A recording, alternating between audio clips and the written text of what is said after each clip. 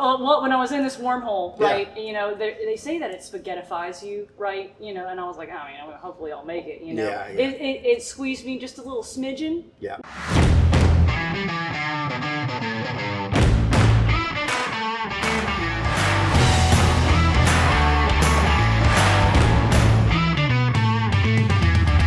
Hey guys, this is Sonny Farmer with the Pit Box, and I'm sitting here today with the Shay Darby. First of all, what do you do here at Mountain Motorsports? I am the sales manager here. Hot damn! I want you to look at that. Finally made it. Finally made it. You were running the good race and you're a sales manager. For people who don't know Shay, or for people that don't know Shay's story, let's talk a little bit about you getting introduced to the power sports world. How long you been here? Let's lay it all on the table. This is us laying our cards on the table, if you will. I have been here for 8 years. Okay. I started in June of 2015. I had an 08 Ninja 250, and it was pink, and I thought it was super cool. I thought motorcycles were cool, so I literally applied here. I said I love motorcycles, and at the time I was working at Jimmy John's. Right. So about 10 minutes after I submitted my application, I got a call from you. You did. And then it was all downhill from there. I remember talking to you and asking you, I was like, give me a reason why we should hire you. Like, what's your best selling point? You remember what you told me? I remember asking you what your favorite sandwich was. You did do that. I do not remember. I wasn't very good at sales at the time. So I asked you, I said, Jay, why you? Why should I bring you aboard on the team? You know, and what was my answer? It was actually really good. It's what got you the job in truth, because you said, you know what? I don't know a lot about, you know, this business and sales and things like that. But I like people, I know people, I like motorcycles, I think it would be really fun. And I liked it, I liked your energy and the way you just put yourself out there. It was humble, it was like, hey, here you are, I don't want to work in food, and man, I have a motorcycle, I'm an enthusiast, and man, I like people, and I don't know, I like the way you talk to me. And I guess I looked and said, would I purchase something from her? And the answer was, yeah, I like her, she's fun.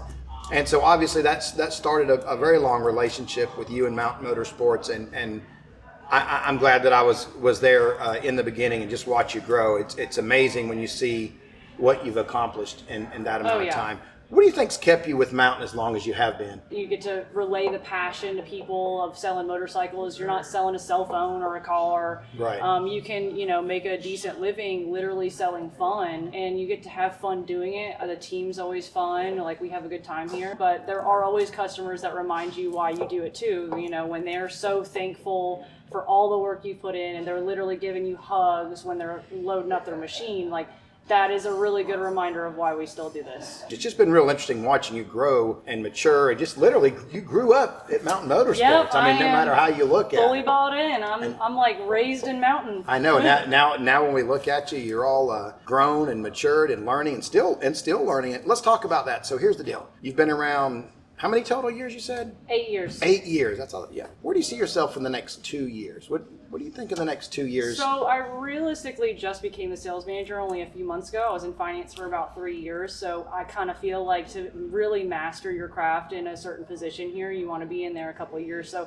I probably see myself still being a sales manager in 2 years. I don't think that I'll have it mastered by then. You know, I hit the ground running in finance, and that was a really comfortable position for me, and this is definitely different. The comfort zone is a beautiful place, but nothing grows there, right? Yeah. And then you start saying, but what's next? So let me ask you this. When you're not at work, let's stop talking about work and Mountain Motorsports for a minute. When you're not at work, what do you like to do? Like, what's fun for Shay now? My boyfriend's a sales manager of Marietta.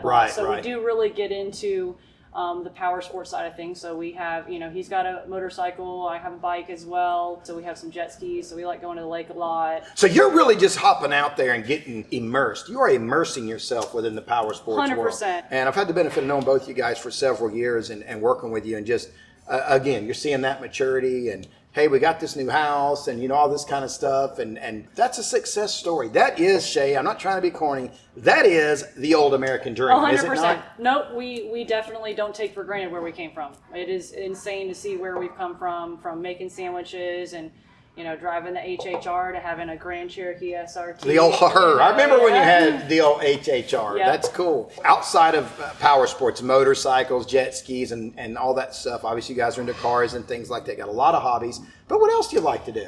We do one wheel a lot. Okay. So we have the one wheels.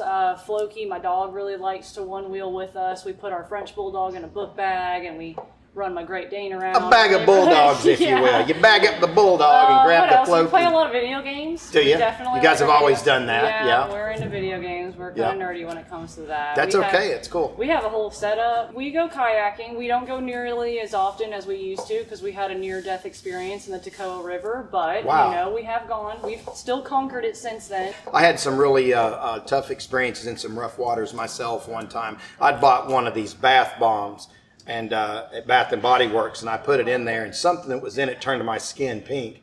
So I know what it's like to be treading rough waters, man. That, you know. So we got the kayaks, we got the one wheels. You guys are riding motorcycles. You're into video games. You're into cars, man. That's all outdoorsy stuff, with the exception of video games, and that's kind of your downtime. But you guys got some livestock too, man, around the house, huh? So tell me about your dogs. You got a French bulldog. What's its name? Maverick. Now that's the one that's really hyperactive and attacks for no reason. He's pretty cool. Yeah. He's very friendly when he's not at his sales tower. Outside of the sales tower, he's pretty cute. I call him Bun Buns. So. Oh, that's awesome. So that's Robert Ross used to call me that. Yeah, it's funny how Buddy Buns. Yeah, it was a cute little pet name we came up for. Floki is a Great Dane, and he'll be 6 in January. Hold on. Did you say a Great Dane? Yeah, he's the greatest. Is that what this yard walrus is right over here I've been staring at? Here, big boy. I thought that was a couch. What? I see. Can you get him over here? Like, what are we working with? Holy smokes. That's a good Whoa. boy. And he's friendly, though. That's the thing. Hello there. Nicer than Hello, sir.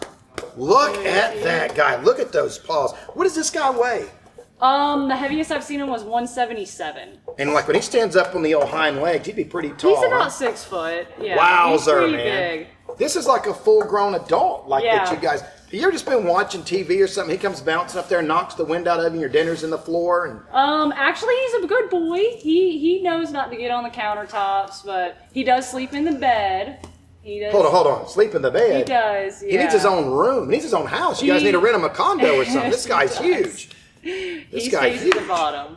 You got, and there's a cleanup on aisle 3. If this dog has an upset stomach or something at the house, it's rough. There's trouble in paradise, as far as this goes. It is bad. And again, he's just so big, right? He's just overbearing, but he's like a big baby, huh? He's a big baby. Does he scare people when people see him? They come over the house and they see him and they don't know him. Does he ever scare anybody just from his size? If they're coming over to my house, they're fair warned. Yeah.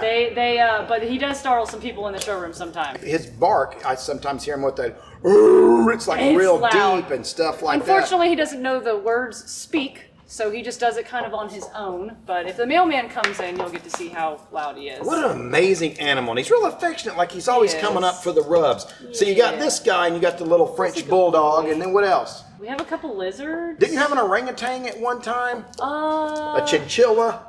We had a ferret. A ferret, yeah. Ferret's passed. Oh, man. Chameleon and 2 bearded dragons. We have a koi pond though in our backyard. Oh, that's cool. Pretty sick. The koi fish are very zen back there. You know, they're pretty decent size guys. You guys have got a petting zoo, man, no matter how you look at it. But we're going to pump the brakes on all that, and we're going to do something a little bit different, if you will. There's a game we're going to play, and the game is called Word Sneak, right? Mm-hmm. And what's going to happen is we're going to get 5 words. All right. And what we've got to do is we've got to bring them into the conversation. They're going to be in order. So what we got to do is try to figure out as we're kind of talking, how to work those into the conversation. I feel like this is an unfair game to play with a wordsmith. I wouldn't consider myself a wordsmith as far as that goes, but I definitely have some aspirations and a decent command on the English language at about a middle school level. Let's give the old word sneak. Are you in for it? I'm ready. Man, let's let it rock and roll. So here's the deal. You got your cards and I got mine. And I don't want to see your cards. We got to keep it honest here, if you will. Yeah. And so you're going to go first. I have to start? Yeah, you're going to start it. We went to a haunted house last weekend with Kinsey and Tyler and Jake. And we usually go to Netherworld because that's like a tradition of mine, but we went to Paranoia and, it was all right. They had a fun house there and some escape rooms, but... A fun house at Paranoia? Yeah. That's odd to me. I wouldn't have thought they would have had a fun house at Paranoia, realistically, because Paranoia, is basically a haunted house. Now, when I think of a fun house, I think of mirrors and things like that, and I don't know if that might be a little contradicting. It might, or put it in a Walmart, or something like that. You're in a Walmart, you're not even expecting it, and you're walking along haphazardly, and hey, here's a fun house, you know, as far as that goes, you know, and people wouldn't expect that to be chaos. They're like, what are you doing in here? It's a haunted house? Is it a fun house? In the fun house, I saw this creature, and when I approached it, I realized that it was really just, I went through this wormhole, and I ended up in this different dimension, and it was like, what's that alien's name? I don't know, but when I think of a wormhole, I think about going down a wormhole mentally. Your brain's taking you on the ride. Hop on the stagecoach, pop the leather, you're up and running, you're on a wormhole. You know, the way I look at it. And then when you use a wormhole like you did in that area and how it opens up, it's kind of a different definition. But I understand where you would come aboard, you know, with wormhole. But anyway, go ahead. What were you saying? Well, when I was in this wormhole, right, you know, they say that it spaghettifies you, right, you know, and I was like, oh, you know, hopefully I'll make it, you know. Yeah. It squeezed me just a little smidgen, not like a whole lot. You know, I felt confident when I came out the other end, though. You were confident, and you're also spaghettified. And you know, that's not a word you hear very often, is, you know, spaghettified. If we're being honest, I don't think that in 49 years on this planet, you know, that I've ever heard, you know, that word spaghettified. Morgan Freeman uses it a lot. You said Freeman, my buddy James Freeman. He's actually a guitar player, and he plays surf guitar music, like 60s surf guitar, and he's in this band called El Capitan and the Scallywags. And what they do is they play like surf guitar, and there's no words to any of it, right? Okay. Nothing like that. It's like back in the 1960s, surf guitar was just one of those things that they would play, no vocals. It's all instrumental, but it's kind of like upbeat and everything. But when you were talking about that and being spaghettified, I actually saw him, true story, in Memphis, Tennessee, and didn't know that he was going to be there. And we've been friends for a long time. And he was actually playing the piano, and I was spaghettified because I heard the piano being played. And I said, somebody can really play. And I got up to walk up and see him, and it was my buddy James Freeman from El Capitan and the Scallywags, that later on become El Capitan and the Reluctant Sadist. But just weird that we were in Memphis, and then to see this guy that you know playing, it was like a weird Seinfeld episode, you know, or whatever. And 100% true. 100% really? True. And you don't, when you first hear that and you're like, oh, well, that sounds really good. First you think it's the radio, and then you're like, that's a piano. Yeah. And then you're like, I know this guy. Is it a figment of my imagination? Or is it something? This is real. This is really happening right now.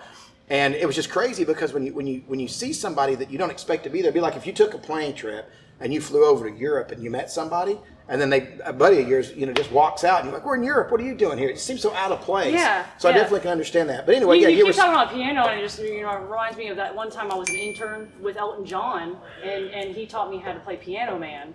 And I got pretty good at it, man. I was pretty pumped. He gave me he gave me a recognition for it, and we played all the time together. But you know, the Piano Man was the best song ever written by Elton John. That's odd because he didn't write Piano Man, oddly enough. That's what's so interesting. Elton John never played Piano Man, but Billy Joel did, and made that a very big, important part of his career. Sing me a song, Piano Man.